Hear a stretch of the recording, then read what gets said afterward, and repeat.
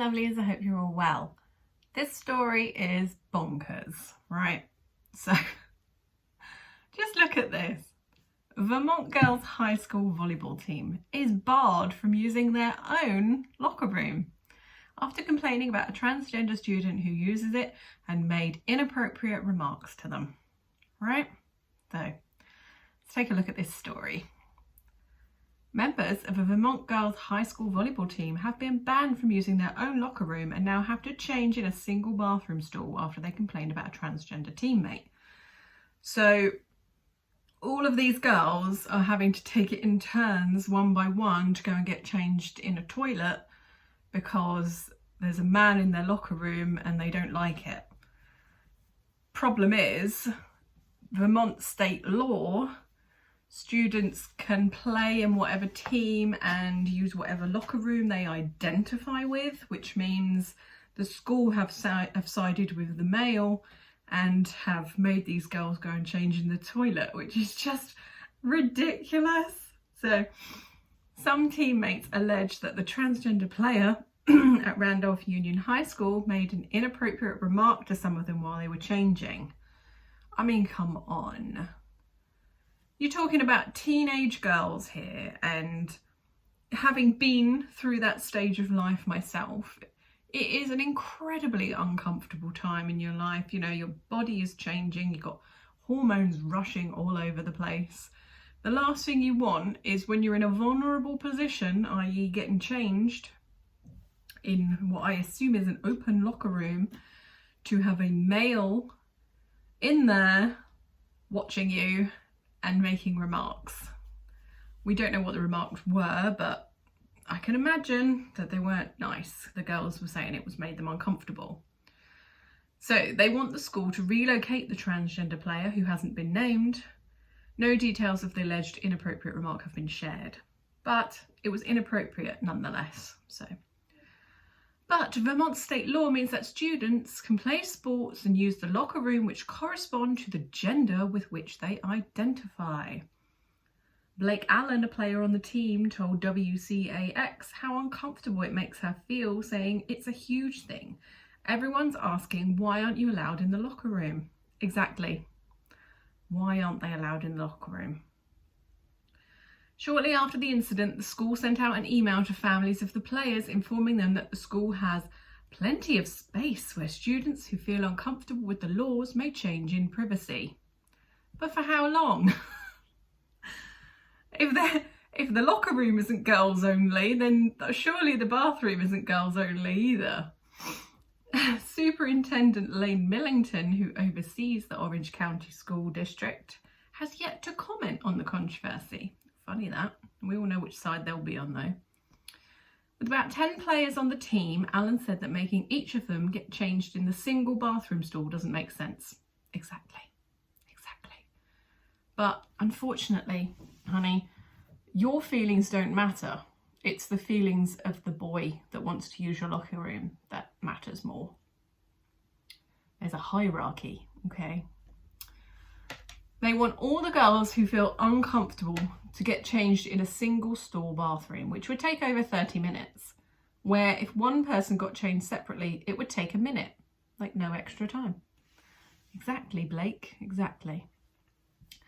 Allen said the issue isn't with the transgender athlete playing on the team, but being in the locker room where the female students are at their most vulnerable. 100%.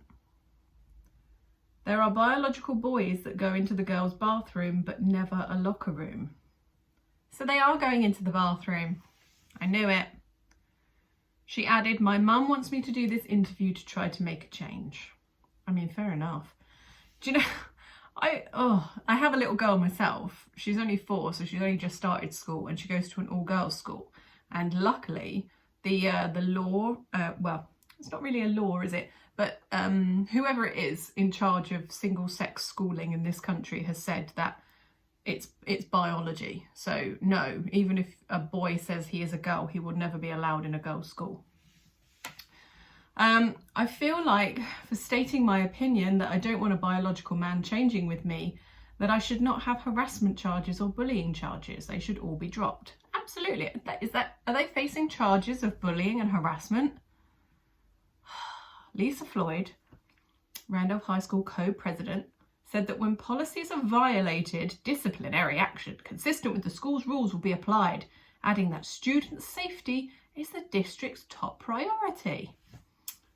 Now, if student safety is the district's top priority, as she says, then why would you be allowing men into female-only spaces? According to the policies of the Vermont Agency of Education, the use of restrooms and locker rooms by transgender students requires school to consider numerous facts. The agency states in their policy that a transgender student should not be required to use should not be required to use a locker room or restroom that conflicts with the student's gender identity. Right, because that would make them feel uncomfortable, right? Just like these 10 girls are being made to feel uncomfortable. 10 against 1. The school's investigation is ongoing. Transgender athletes and school students have become a hot button issue in recent years, particularly when they've transitioned from male to female.